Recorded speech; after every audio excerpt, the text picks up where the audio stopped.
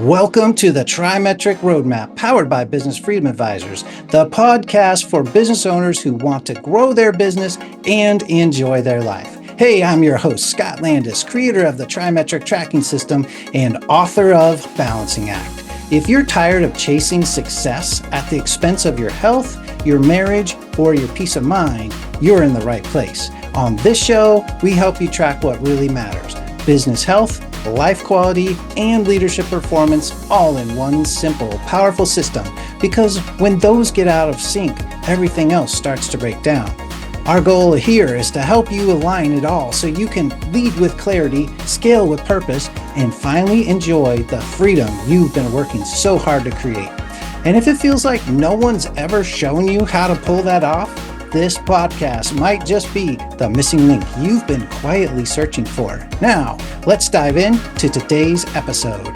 Welcome to the TriMetric Roadmap Podcast, brought to you by Business Freedom Advisors and your hosts, Scott Landis and Jeff Jacob. I'm Scott. That's Jeff. Hey, Jeff. Hey, Scott. All right. So most founders today, what we're speaking about today is the two leadership engines of executive performance system. And we've been on a series of executive performance system. And today we're focused on the two leadership engines. So most founders don't have a vision problem. What they usually have is a translation problem. The vision is in their head. The priorities seem really clear, or at least partly clear, and the team seems super busy, but somehow strategy still doesn't turn into consistent execution. Why is that? That's because scalable companies don't run on meetings, memory, and founder follow-up. They run on two leadership engines, the ones we're about to talk about. One that captures strategic intelligence and one that drives execution discipline. So in this episode, we're going to unpack what those two leadership engines are that turn a founder-led company from reactive and founder-dependent into aligned, accountable, and system-driven. So Jeff, that kind of begs the question, like, so many founder-led companies, they do well to get a strategy in place. They maybe get some regularly a meeting rhythm going, and they've got good people, good smart people. But still, what we find time and time again is they're struggling to execute consistently. Maybe they're executing on something, maybe they're having growth spurts, but it's the consistency that's missing. Why do you think that is? It's a whole different skill set to execute on something than it is to cast vision on things. And it takes systems to be able to do that. Like when I was growing up, I didn't know I had ADHD. The knowledge of that came later. But if I wanted a certain outcome, I had to create systems in my life that supported the transition from idea to execution. And those systems are just hugely important. And without that, I would flounder. And so I had to learn how to create those systems and the discipline that it takes to actually execute on those systems. And so it's instead of just focusing on hunkering down and getting something done, I would focus on the system that would help guide me towards that outcome. And so, therefore, my struggles within that system, I had the guardrails set up to be able to bounce around how I needed to towards the end of there. And so, as a kid and early on in college, I was struggling. But then it's those systems that really guide us towards the outcome that we want. And for most founders, they are great at vision, they're great at having ideas, and all of the things that they've done to get them to this place of some success where they're now hitting a certain roadblock of growth. Those same gifts, those same talents that have gotten them to that place now are the things that are holding them back from being able to move forward to the next level. And it comes down to not changing who they are, but changing the systems that lead who they are in the right way, if that makes sense. Yeah, that's well said. I what I think about is My experience, because this is a recent discovery for me about having two engines to really guide the executive performance of a company. And I mean, I think something, I don't think a lot of uh, experts or business advisors out there are really talking about executive performance the way we are. So even the way we're talking about it with assessing executive performance along with business health and life quality, even that trimetric design, having executive performance be a key uh, component, maybe even the key component, the bridge, if you will, between all of it working well. um, Having an assessment that's a deep dive assessment on seven critical areas. We talked about that in our last series on the podcast. But Mhm. then the actual identifying key components of a system that you can install into a founder led business that helps you become a founder with freedom. It's kind of new to me to be thinking about two engines. And I'll share because I bet a lot of people can relate to my story. I I got a hold of the book Traction. I'm a huge fan of Traction and Gino Wickman and the whole EOS system. Um, we are not EOS implementers here, but we're fluent in EOS language, um, and work really well with any EOS company or even an implementer or integrator. But I got a hold of Traction back, I think it was 2011, 2012, was when I first got started in the business of helping business owners, whether it be coaching or consulting or whatever. The book Traction, it became my other Bible, my Bible for how to do the work of helping businesses, well, get traction, but install a system that helps them.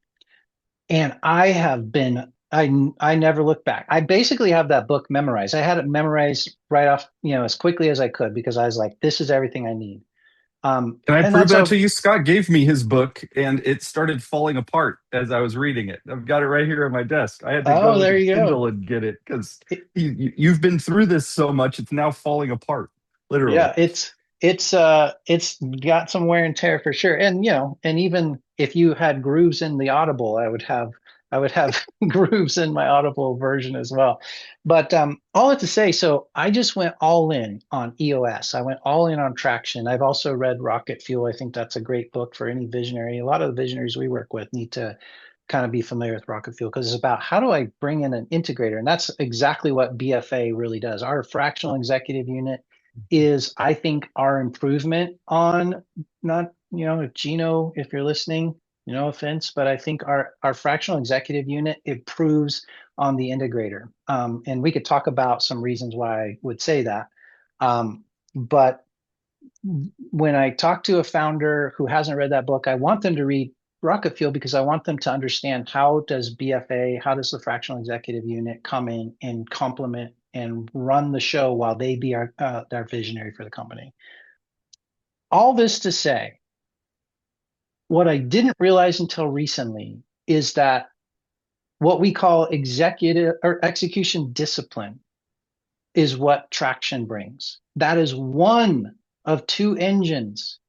And the question at the top of the episode that I threw out to you, Jeff, and I'm still getting to it. I'll get there eventually. But why do founder-led businesses struggle to execute keyword consistently?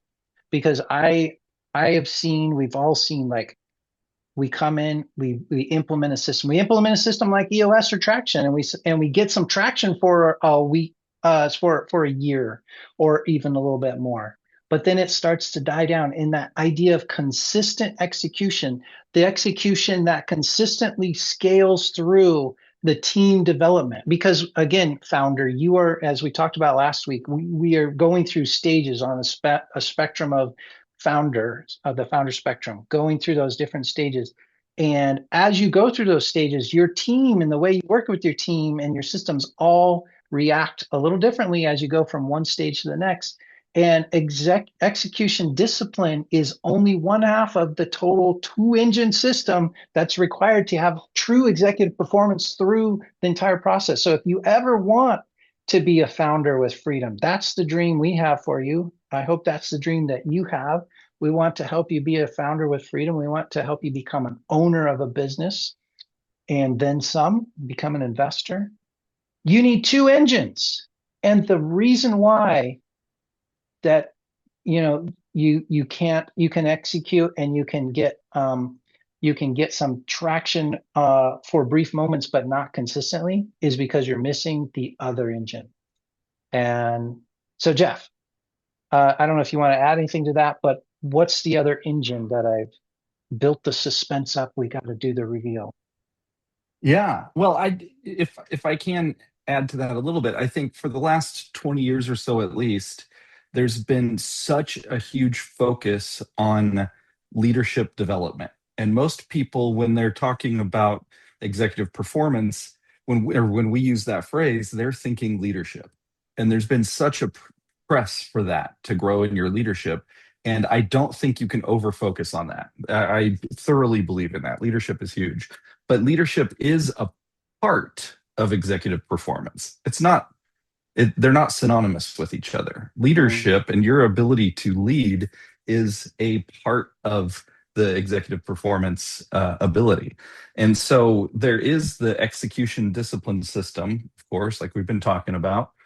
But along with that, partnering with it is the strategic intelligence as well. And the ability to have a system that really leads the organization and the people in that organization uh, on a strategic pathway. And so that strategic intelligence really is a huge part of it. There's elements of making sure everybody's thought processes are visible. The focus is on where we're going and being able to lead intelligently in the strategic element, not just the process execution side. Right. So to state it as simply as possible, one system is needed to drive action. That's Mhm. where something like EOS comes in play. That's the execution discipline system. Organizational execution, in other words. So one system drives action, the other captures thinking. Yes. So strategic intelligence system is about capturing thinking or organizational intelligence. And at first glance, maybe you're thinking, what do I need to do that for? Why do I need to capture thinking intelligence, organizational intelligence?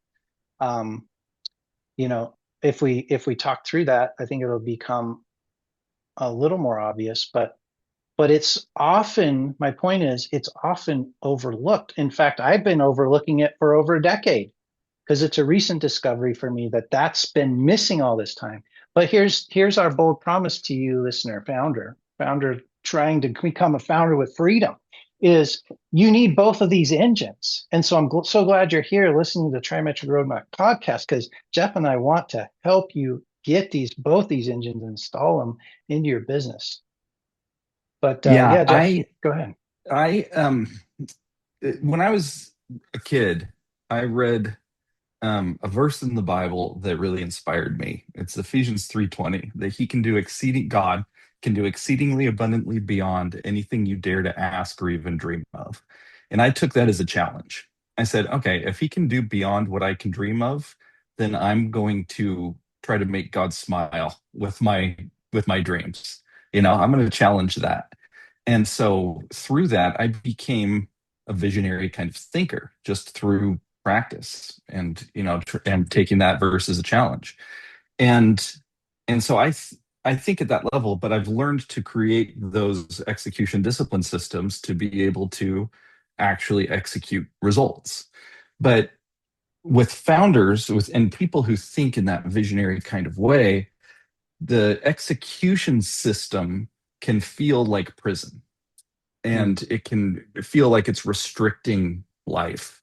But to be able to have your one team with two different engines, one team who is has an execution discipline system where you are really making, it's like the ideas are coming into the funnel and then the team is making something happen out of that. but then at the same time being able to be free creatively and envision and on the same page and direction and all of that together, and actually encouraging big thought at the same time as being able to execute. Those aren't two different things. They can be a part of one system with two different engines driving it forward. And that really gets exciting to me, because these systems aren't just systems that restrict life. These systems are more like a skeletal system that life can build from, that can support the life. And it's only through being able to match both of those, um, the vision, strategic intelligence aspect with the execution. It's Mhm. both of those come together in a beautiful marriage.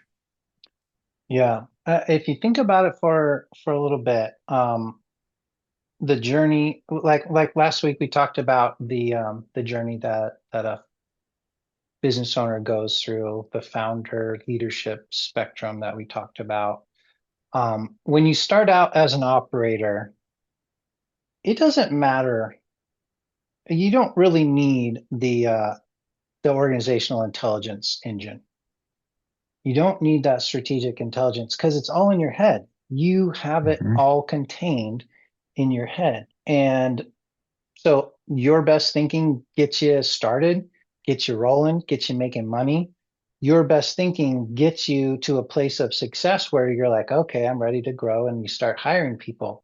And then that's where this executive performance system starts to come into play. Like, okay, I've got people now, I've got complexity, and it's not all on my hands or in my head. So that's kind of good metaphor, actually. The execution system is what your hands are doing, the feet and the hands, the action, the Mhm. getting stuff done, and then what you're thinking about while you're getting that stuff done as an operator, like that just comes intuitive. For whatever reason, I'm picturing a plumber or HVAC technician, like starting a business, gets a truck, and then grows to a point where they're ready to get another truck and, have an office manager and all this stuff.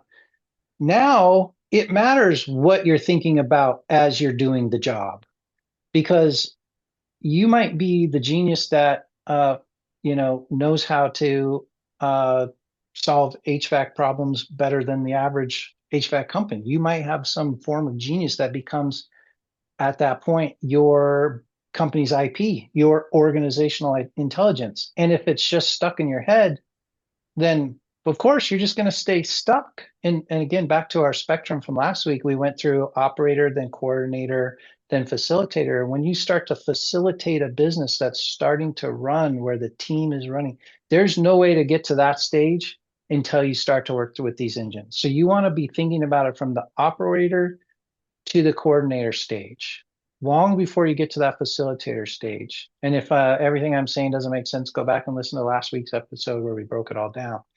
Um, but yeah, the the what you're thinking about. So the strategic intelligence system becomes the company's leadership brain, not the founders, not the entrepreneurs, not the technician and operator. The company needs a leadership brain. Getting those thoughts and that intelligence out of your brain and into a system.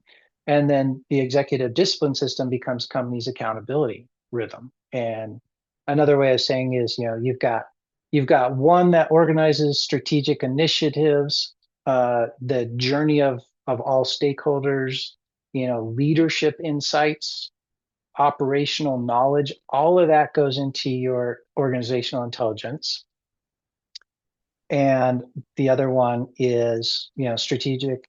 Um, sorry, I got a distraction here, got me thrown off. Um, the the other part is, let's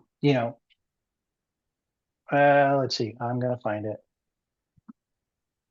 Well, while you're saying Oh, that, I got it's it. I oh, got go it. ahead. It's so the other part is you're managing priorities and goals and meetings, accountability, scorecards, and rhythms. So that's the difference between the two engines. Yeah, no, absolutely. And they're both hugely important. If you lose if you lose one and are just focused on the, execution, then you're going to lose the heart of the organization. And if Mm, you're just focused on the vision side, the strategic side, you're not going to have anything to produce. You're not going to be executing on anything. mm, And I have a family member who's been a part of a bunch of different tech companies who and as they switched CEOs or managing partners, they they would uh they would go the pendulum back and forth between that. mm, And mm, and then they'd react to that struggle and then bring in someone else with more systems and react to that and bring in somebody with more ideas and just completely reinvent the organization basically over and over again. And they ended up struggling. mm. Um, they You have to have both to be able to have a healthy company. Yeah. And with the systems that you're talking about, especially with that strategic intelligence system, with especially on that side, well, it's both sides, but people forget about it on that side, Yeah. is it helps you to have the organization be able to get bigger than yourself and bigger than Mm, your own capabilities. yeah. Because if you're the only one in that, the organization's cap is your cap. If Mm, you create these kinds of systems we're talking about, then the organization can grow beyond just your limitations. yeah. Yeah. And boldly stated, like, if you don't have that, you will never become unstuck. A lot of the people we talk to, they are, you know, you know, if we said this to probably 100%, maybe at least 95% of the people that we just interact with and talk to, if we said, "Oh, are you feeling kind of stuck in your business right now?" Like almost every hand is going to go up. Yeah, I'm stuck. Well, great. Now you've got at least a reason why that maybe you didn't realize before. Again, it's new to me, and I'm going to assume that people listening, most of them are kind of where I was. That I kind of understand the whole execution discipline. I understand the traction idea. I understand that it takes, quarterly strategic planning, setting goals, um, coming up with, quarterly objectives that are the priority for that quarter. We got to get this done if we don't get anything else done. And then breaking that down into weekly steps, milestones along the way. Um, Most people kind of know that already. So we're going to probably spend most of our time for the rest of this episode talking about the intelligence side of things and the brain of the company, with that assumption in place. But I got two thoughts. One is a little exercise. Let me start with, I want to give one practical component. Because again, I'm assuming, listener, that you kind of have that idea of what the executive discipline system. It's kind of like traction. Okay, I get it. All right, tell me more about the strategic intelligence system. What does that break down into? What is that? So one thing that we've implemented in our company BFA recently, because we're growing, we're adding team members, and all of a sudden now it's not just a couple of guys that get together regularly. Now we've got four brains, five, six brains in the mix that we need to be synced up. And it's really hard. The bigger your team is, the bigger your leadership team is, the more brains that are in there, the harder it is to stay synced up. So let me throw this out there. If you I mean, it's are hard for you and I to just stay synced up. true, yeah, I wish we Yeah. had more time together, but you get busy and you just can't. Like this morning, you reached out to see if we could grab coffee, and I was busy, and I hate that because I'd rather like sync up and see where things are. But yeah, Yeah. it's hard enough just for two co-founders to stay there. So you add some people. So if you're listening and you're an owner of a company and you've got some team members, or you're looking forward to having some team members that help you drive execution, um, what if there was a process in place that every week you came in? Let's say I usually do Sunday night, but let's say What if, let's say you're better disciplined on your private time than I am, and you come in Monday morning, and first thing you do, 6 a.m. Monday morning, you come to your desk and you look, you pull up a collaboration, a team sync up collaboration. Where is your head at application? And you log in and you see everybody's reported. So you got your head of sales, your head of marketing, your CFO. Everybody has reported what are they most focused on going into this week. So it's Monday morning. You're the boss. You're the CEO. You're the leader, and you're looking at your executive team, and you have a quick within 5 seconds. You can scan and you can say, "Oh, that person is thinking about that. That person's saying their number one thing objective for this week is that. Perfect. Oh, this lady, she's thinking about something I'm a little surprised to see. Let me make a comment on that, and let me say, hey, Miss Sally, you say you're focused on this week. What happened to? I'm checking in with you on the thing that didn't seem to get wrapped up last week. Where are we at on that? So quickly, right off the bat, on the Monday morning, you can be synced up in what people are thinking about, and you get to share what you're thinking about. And as a CEO, if you want to be a founder with freedom, imagine a stage in there where you're on the beach and you're taking some time, but you want to check in with the team, and you can just sync up with them. Log in on Monday morning, do a little comments back and forth, check again on Thursday morning, and you're good. You can see your team is right in the pocket where they should be. That's just one small part of the organizational intelligence system or engine. Yeah, I love it, and it's so incredibly helpful. Yeah, it's a game changer to be able to do that, and it feels you don't. For me, I don't feel alone in that. It's there's been times when I've been leading organizations where I just feel alone, and having a group when I've created these kinds of systems, um, just the weight of that leadership, the weight of whatever I'm carrying is spread around a group of people. And there's a freeing element to that. And it's wonderful. Yeah, it's a Yeah, game changer. cool. Well, we just have a couple minutes left, and I want to leave people with a thought exercise. And this was given to me by a friend and mentor, Dwayne, the founder of Zenity, who I love to meet with. And he gave me this little exercise. If you write down, take a piece of paper, and on one side of it, write down the word leadership. And on the other side of it, you write down the word management. And then on one side of the paper, you write down everything that word means. What is leadership? Write that down. What is effective leadership? Leadership, leadership, leadership. What is that? On the other page, the other side, you write down management. And the goal is to see as little crossover. If you see almost everything looking exactly the same, what's the difference between management and leadership? Then that's the point of the exercise. What we want to see is you have a clear distinction about what leadership is for you and for your organization versus management. And this thought exercise has been really spot on for me. Where just recently I read a couple of books, The Effective Executive by Peter Drucker. Great timeless book, right? High Output Management by Andrew Grove, who is the CEO of Intel. I don't know if he still is, but these are books about they're called executive or leadership books, but really they're mostly about management. So interesting, right? So what is leadership?